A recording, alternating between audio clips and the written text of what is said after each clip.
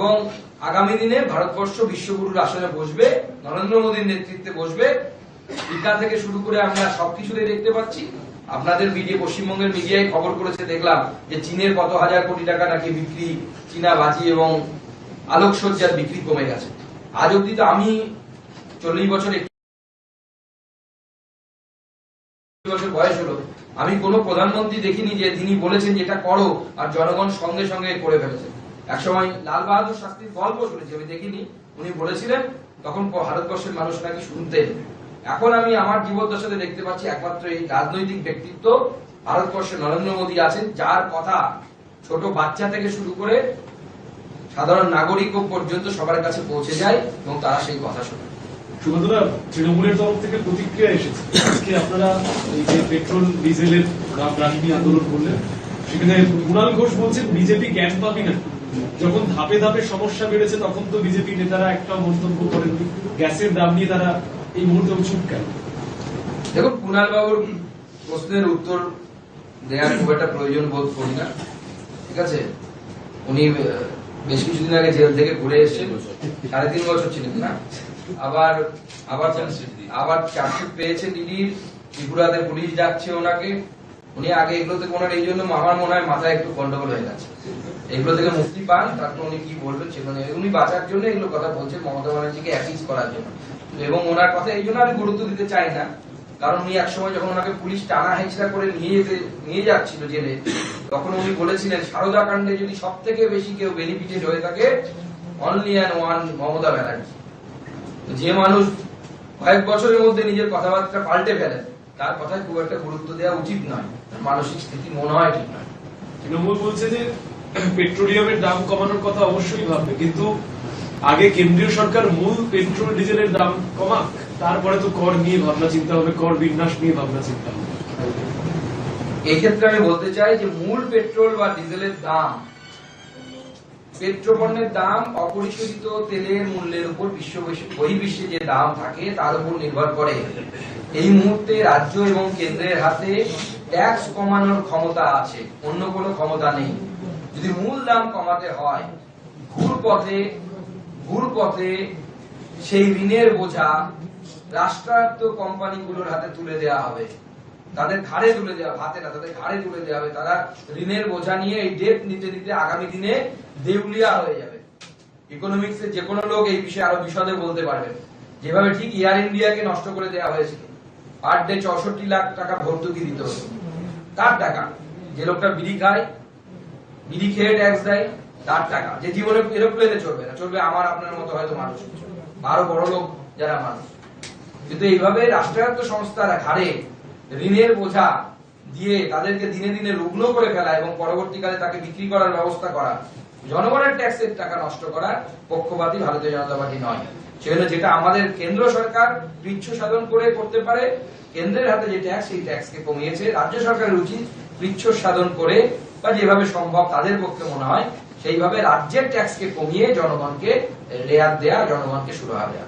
এই যে জ্বালানি তেলে জিএসটি ইস্যুটা ঝুলেই আছে দীর্ঘদিন ধরে, এই রুট কজটা কি, কারণটা কি? রুট কজ আপনারা জানেন, জিএসটি কাউন্সিলের নিয়ম আছে এবং সেই জিএসটি কাউন্সিলের নিয়ম অনুসারে যতক্ষণ না পর্যন্ত কোনো বিষয়ে ঐক্যমত্য হচ্ছে ততক্ষণ পর্যন্ত কোনো সিদ্ধান্ত নেওয়া হয় না। এখানে সংখ্যাগরিষ্ঠ বা সংখ্যালঘিষ্ঠ এরকম ভোটাভুটির ব্যাপার নেই। এবং সেই জিএসটি কাউন্সিলের চেয়ারম্যান সম্মানীয় আমাদের অর্থমন্ত্রী, ধারালো অর্থমন্ত্রী মাননীয় অমিত মিত্র, যিনি বহু ধার নিয়ে আর এক্সপার্ট। তো স্বাভাবিকভাবে তার নেতৃত্বে হচ্ছে, তিনি আরো ভালো উত্তর দিতে পারবেন যে কেন জিএসটি কে পেট্রোপণ্যের আওতায় আনা হচ্ছে না। আমাদের কেন্দ্র সরকারের তরফ থেকে, বিজেপির তরফ থেকে আমরা বলতে চাই, আমাদের কেন্দ্রীয় সরকার এক পায়ে খাড়া পেট্রোপণ্যকে জিএসটিতে আনার জন্য।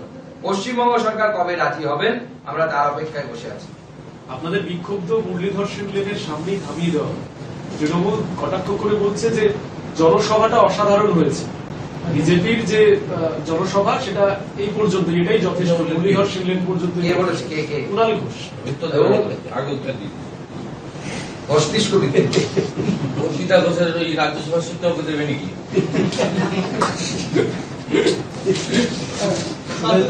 हिंदी में थोड़ा বাংলা হয়ে যায়। শুভেন্দুদা একটা প্রশ্ন, সেটা হচ্ছে যে বিধানসভার ভেতরে আপনারা এইটার বিষয়টা নিয়ে কি কোনোভাবে আন্দোলন করবেন? আর দ্বিতীয় আরেকটা জিনিস জানতে চাইবো যে সৌমেন মহাপাত্র কালকে একটা বক্তব্য দিয়েছেন, আপনারা কিছু বলবেন? প্রথমত সোমেন বাবু প্রত্যেকদিন সুরা পান করেন, কালকে দিনের বেলা করেছিল আমার মনে হয়। দায়িত্ব নিয়ে বলছি, এ ধরনের কথা বলা উচিত না, কিন্তু আমি একটু দায়িত্ব নিয়ে বলছি। তমলুকে সবাই জানে মানিকতলাতে একটা ওষুধ দোকানের পিছনে উনি কি করেন সন্ধ্যার পরে সবাই জানে। আমার মনে হয় কালকে দিনের বেলা তো অপ্রকৃত ছিল, তাই এই ধরনের কথা বলেছে, এক নম্বর। আর দ্বিতীয় নম্বর হচ্ছে, আমরা ভারতীয় জনতা পার্টির পক্ষ থেকে আমাদের দলের সঙ্গে পরামর্শ করে ঠিক করেছিলাম উৎসবে এমএলএরা মানুষের সঙ্গে থাকবে। এবং সিপিএম ধর্মকে আফিং বলে, কমিউনিস্টরা নাস্তিক বলে, কিন্তু তারাও কোনোদিন করেনি কালী পুজোর সময়, ভাইফোঁটার সময়, ছট পুজোর সময়, জগদ্ধাত্রী পুজোর সময়, আদিবাসীদের গরু ফুটানোর সময় এই ধরনের বিধানসভা কোনোদিন হয়নি। কিন্তু আমরা what to do what not to do এটা ভালো বুঝে বিজেপি লেজিসলেচার পার্টি। সম্মানীয় সুব্রত মুখোপাধ্যায় প্রয়াণ একটি দুঃখজনক ঘটনা, তার শোক প্রস্তাব ছিল আজকে, সেখানে আমরা অংশগ্রহণ করেছি। এবং এখানে দলের মূল কর্মসূচিতে আসার আগে ভারতীয় জনতা পার্টির প্রায় সমস্ত বিধায়ক বিধানসভার গেটে দাঁড়িয়ে প্লাকার্ড নিয়ে সেখানে এক্সাইজ ডিউটি পেট্রোল ডিজেলের কমানোর দাবি নিয়ে সোচ্চার হয়েছে, স্লোগান দিয়েছি, সোচ্চার হয়েছে। আগামী 16, 17, 18 3 দিন যদি বিধানসভা চলবে কিনা তো অন্য জায়গায় ঠিক হয়, 14 তলাতে ঠিক হয়, তা বাকি তো সব ল্যাম্প পোস্ট। স্বাভাবিকভাবে যদি চালান, ভারতীয় জনতা পার্টির বিধায়করা দায়িত্বশীল বিরোধী দল হিসেবে কাজ করবে। সাথে সাথে আরেকটা ইনফরমেশন আপনাদের আমি দিই, স্টেট ইনফরমেশন কমিশনার নিয়োগের জন্য আগামীকাল বেলা 1টায় স্পিকারের চেম্বারে মুখ্যমন্ত্রী সভাপতিত্বে একটা মিটিং, তার নোটিশ একটু আগে আমি থ্রু অ্যাসেম্বলি পেয়েছি। এক্ষেত্রে আপনাদের বলে নিই, আমি চিঠি পাঠিয়ে দিচ্ছি খুব তাড়াতাড়ি সরকারকে। আমাদের সমস্ত রাজ্যে এবং কেন্দ্রে যে সমস্ত বিষয়ে মুখ্যমন্ত্রী এবং বিরোধী দলনেতার উপস্থিতিতে সিদ্ধান্ত নেওয়ার বিষয় রয়েছে, সেই চিঠি এবং আবেদনকারী কারা কারা তার সমূহ তথ্য 1 সপ্তাহ আগে পাঠাতে হয়। এই সরকার যদি মনে করে যে 10 ঘন্টা 12 ঘন্টা আগে বিরোধী দলনেতাকে একটা মামুলি চিঠি পাঠাবো আর কালকের মিটিং এ নিজের পছন্দের মতো কোন লোককে ইনফরমেশন কমিশনার করে নেব, আমরা কংগ্রেস সিপিএম নই। আমরা সরকারি গাড়ি, অ্যাকোমোডেশন, সরকারের কাছ থেকে কিছু উচ্ছিষ্ট খাওয়ার লোভে সেটিং এর রাজনীতি করি না। আমরা প্রকৃত বিরোধী দল। আমরা চিঠি দিয়ে বলে দিচ্ছি মুখ্যমন্ত্রীকে, আমি চিঠি দিয়ে বলে দিচ্ছি যে 1 সপ্তাহ পরে মিটিং করতে হবে, কারা কারা আবেদন করেছেন তার সমূহ তথ্য বিরোধী দলকে জানাতে হবে। তারপরে সমস্ত বিষয় জ্ঞাত হয়ে মিটিং এ অংশগ্রহণ করব এবং আমাদের মতামত জানাবো। শুভেন্দুদা, একটা প্রশ্ন। কিছুক্ষণ আগে মমতা বন্দ্যোপাধ্যায় তিনি সল্ট লেকে ছিলেন, বলছেন যে বাংলায় এমন কোন প্রজেক্ট নেই যেটা বাংলায় নেই। এখানেও সিলিকন ভ্যালি করছি, 100 একর জমি দিয়েছি, সব ভর্তি হয়ে গেছে, আরো 100 একর দেওয়া হচ্ছে, এত শিল্প হচ্ছে, তারপরেও বিজেপি কটাক্ষ করছে। এত পেট্রোল ডিজেলের দাম বাড়ছে, সমস্যা একটাই, কোল সেল বন্ধ করে দেওয়া হচ্ছে, কই আমাকে তো টাকা দেয় না। কি বলবেন? না না, এই যে প্রশ্নটা করলেন শিল্পায়ন এবং কর্মসংস্থান, এই বক্তব্যের মধ্যে অন্তর্নিহিত অর্থটা তাই। এটা গোটা ভারতবর্ষের লোক জানে পশ্চিমবঙ্গে চাকরি বাকরি হয় না। এটা মাঝে মাঝে মুখ্যমন্ত্রীও বলে ফেলেন, কখনো বলেন কেন তেলে ভাজা করছো না, কখনো ভোটের পরে গিয়ে বলেছেন পোল্ট্রি তোমরা কেন করছো না, মুরগি হাঁস পালন পোল্ট্রি করছো না। কয়েকদিন আগে শিলিগুড়িতে বলেছে বাঁশ পাতার বিজনেস কেন করছো না। আমি পাহাড় থেকে নামতে নামতে দেখলাম এত পাতা পড়ে থাকে, এগুলো দিয়েও তো অনেক ব্যবসা বাণিজ্য কর্মসংস্থান হতে পারে। এই যার মানসিকতা, যে মুখ্যমন্ত্রী রাস্তায় নেমে ন্যানোর কারখানাকে ভাগিয়েছেন, যে মুখ্যমন্ত্রী শপথ নেওয়ার পরে 2টো জুট মিল বন্ধ হয়েছে, 10,000 বেকার হয়েছে, যে মুখ্যমন্ত্রী শপথ নেওয়ার পরে ডাবর চলে গেছে মধ্যপ্রদেশে, শিবরাজ সিং চৌহান বিনা পয়সায় জমি দিয়ে নিয়ে চলে গেছে, যে মুখ্যমন্ত্রী তৃতীয়বারের জন্য হারা মুখ্যমন্ত্রী, তারপরে আপনার কেশরাম রেওয়ান হুগলি জেলার বলাগড়ে বন্ধ হয়েছে। এই মুখ্যমন্ত্রীর এই ধরনের যে কথাবার্তা বিজ্ঞাপনের লোভে মিডিয়াতে থাকতে পারেন, বেকারদের হৃদয়ের মধ্যে মুখ্যমন্ত্রী নেই। দিলীপ দা, সেটা হচ্ছে যে রবিবার দিনকে সন্ধ্যায় একটা অমানবিক ঘটনা দেখতে পেলাম যে একজন চোর সন্দেহে একজন গ্রিন পুলিশ বুট দিয়ে সেই লোকটিকে মারছে এবং সেটা নিয়ে কিছুক্ষণ আগে কলকাতা পুলিশ কমিশনার দুঃখ প্রকাশ করেছেন। কি বলবেন? দুর্ভাগ্য আমাদের এখানকার পুলিশ প্রশাসনের যে ক্ষমতা বা যে শক্তি থাকা উচিত সেটা নাই, ফলে পুলিশের কাজ, কনস্টেবলের কাজ সিভিক পুলিশ আর গ্রিন ভলেন্টিয়াররা করছে। তারা গিয়ে আমাদের পার্টির লোককে পেটাচ্ছে, তারা ডান্ডা ধরে কোথাও কোথাও রাস্তা ঠিক করছে, সভা সামলাচ্ছে, ভিড় সামলাচ্ছে, এটা আমাদের কাজ। আনট্রেন্ড কিছু লোককে এইসব কাজ দেওয়া হয়েছে অল্প পয়সায়। তো তারা যেটা করছে, তারা সমাজ বিরোধীর কাজ করছে, একটু আইন হাতে তুলে নিচ্ছে, এটা মোটেই সমর্থনযোগ্য নয়। এর থেকে পশ্চিমবঙ্গের আইন শৃঙ্খলার পরিস্থিতি বয়ে যাচ্ছে। দিনটা নতুন রাজ্য কমিটি কবে হবে? আপনি তো দিল্লিতে মিটিং, আমার কাছে বসে আছেন প্রেসিডেন্ট, তার যেদিন আদেশ হবে তিনি করবেন। এটা এখানকার রাজ্যে যারা আছেন তারা চিন্তা ভাবনা করছেন, যথাসময়ে হবে। এ মাসের মধ্যে সেটা আমি বলতে পারবো না, বলে জানতে পারবো না। কেন্দ্রীয় সরকার কালকে রামকৃষ্ণ পরমহংসদেবকে নিয়ে আপনি যে মন্তব্য করেছেন সেটা নিয়ে আজকে কুণাল ঘোষ তিনি মন্তব্য করেছেন। যাকে আচ্ছা, আপনাদের কাছে একজনই লোক আছে, তার বাণী নিয়ে গপচাচ্ছেন, আমাদের সময় নেই এসে উত্তর। কেন্দ্রীয় সরকার দাবি করছে যে করোনার পরবর্তী পরিস্থিতিতে অর্থনীতি ঘুরে দাঁড়াচ্ছে, মানুষের আর্থিক পরিস্থিতি আগের থেকে সচ্ছল হয়েছে, ফলে বিনে পয়সায় রেশন বন্ধ করে দেওয়া হবে। এটা নিয়ে তীব্র প্রতিবাদ করে তৃণমূল কংগ্রেস কেন্দ্রীয় সরকারকে চিঠি দিচ্ছে। কি বলবেন?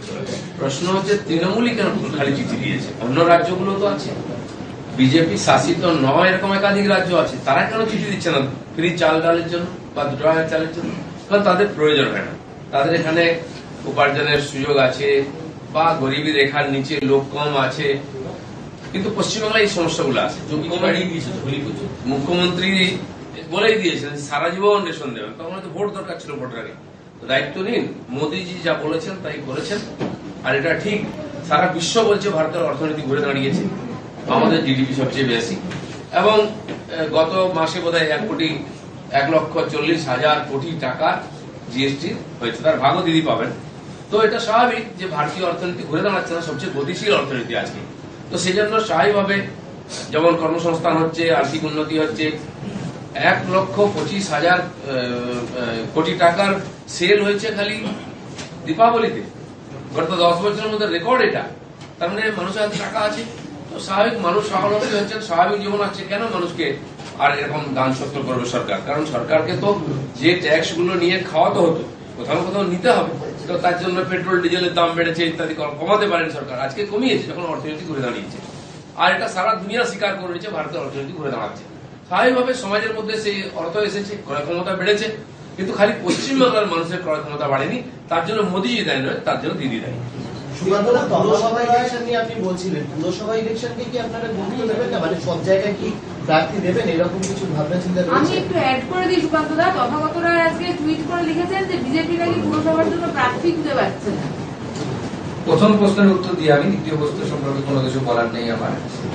প্রথম প্রশ্নের উত্তর আমরা বলি, আমরা প্রতিটি মিউনিসিপ্যালিটিতে বা কর্পোরেশন সবগুলো একসাথে ভোট চাইছি, এবং আমরা সেই ইয়েতে কোর্টেও যাচ্ছি। আমরা কোর্টে পিআইএল, আজকে একটা মামলা হয়েছে, আমরা পিআইএল করব। তার কারণ এই হাওড়া এবং কলকাতা কর্পোরেশনে ভোট করিয়ে নেওয়ার আগের যে সিদ্ধান্ত, এই সিদ্ধান্ত রাজনৈতিক উদ্দেশ্য প্রণোদিত, এবং আমরা দাবি জানাবো রাজ্য সরকারের, রাজ্য নির্বাচন কমিশনের কাছে, যদি একসাথে ভোট করানো না যায়, যেটু ল্যাক অফ লজিস্টিক বা যাই যে কোনো ব্যাপারে হোক না কেন, তাহলে পরে কমসে কম গণনাটা সবার একসাথে করা থাকবে। এবং বিজেপি যখন একসাথে ভোট চাইছে, তার মানে বিজেপির সেই ক্ষমতা আছে যে একসাথে সবগুলো মিউনিসিপ্যালিটি এবং কর্পোরেশনে আমরা লড়তে পারবো, এরকম ক্ষমতা আছে বলেই আমরা চাইছি।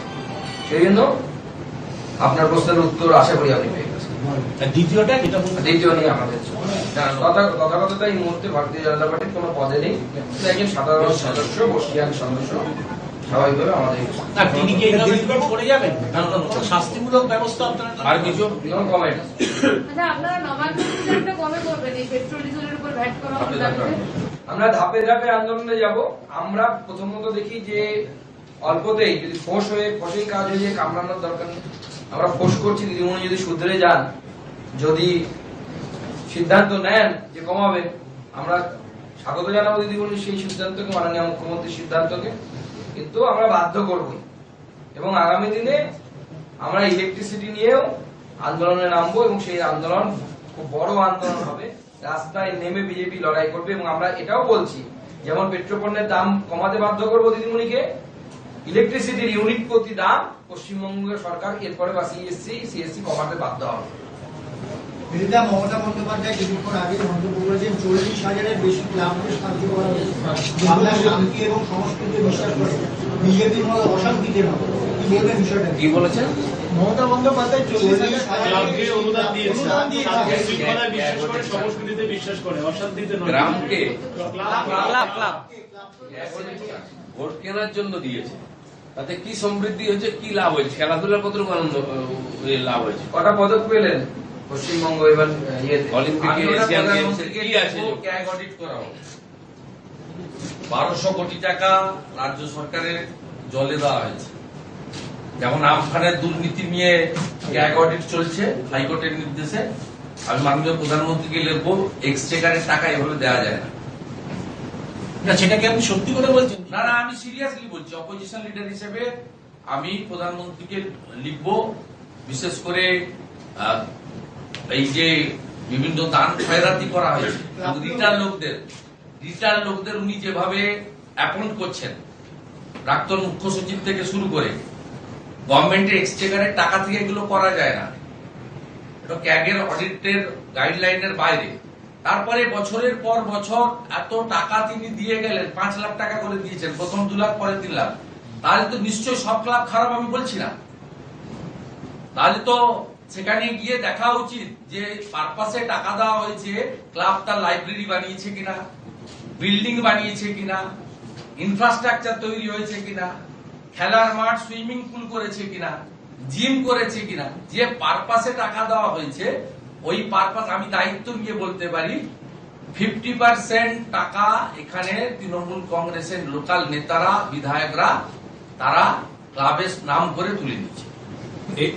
এই হিউজ টাকা, 1000 crore বেশি টাকা, এই টাকার স্পেশাল ক্যাগ অডিট হওয়ার দরকার আছে। আমি যথা সময়ে প্রধানমন্ত্রীকে লিখবো এবং কপি আপনারা পেয়ে যাবেন। এবার কি দুর্গাপুজোতে যে অনুদান দেন উনি প্রত্যেক বছর বাড়িয়ে বাড়িয়ে, সেটাকেও ইনক্লুড, মানে সেটাও না, সেটার জন্য হাইকোর্টের নির্দেশই আছে।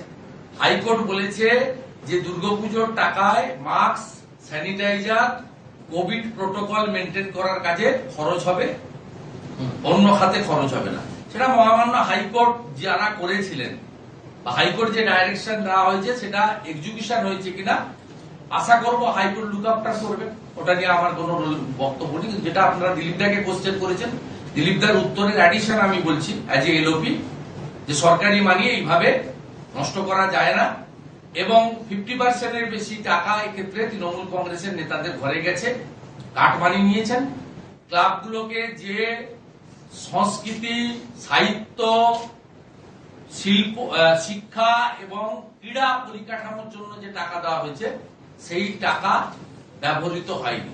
প্রথম বছর 2 লাখ, পরের বছর 3 লাখ, এই করে এখন অব্দি 1200-1400 কোটি টাকা ডিস্ট্রিবিউশন করা হয়েছে।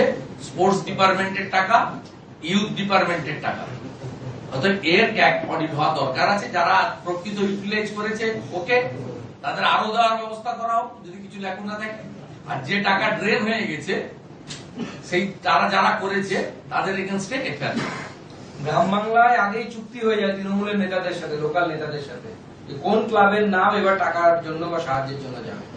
আপনারা খোঁজ নিয়ে দেখুন, আগেই চুক্তি হয় এবং তারপরে সেই টাকার জন্য, টাকা পাবার জন্য সেই ক্লাবের নাম নথিভুক্ত করা হয়। যতক্ষণ না পর্যন্ত সেই চুক্তি হয় ততক্ষণ পর্যন্ত সেই কোনো ক্লাবের নাম যায় না। চলুন, ধন্যবাদ। ধন্যবাদ।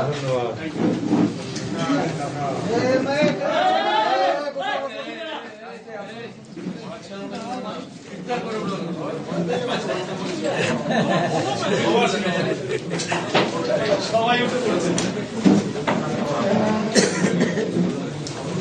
কালো কালো কালো কালো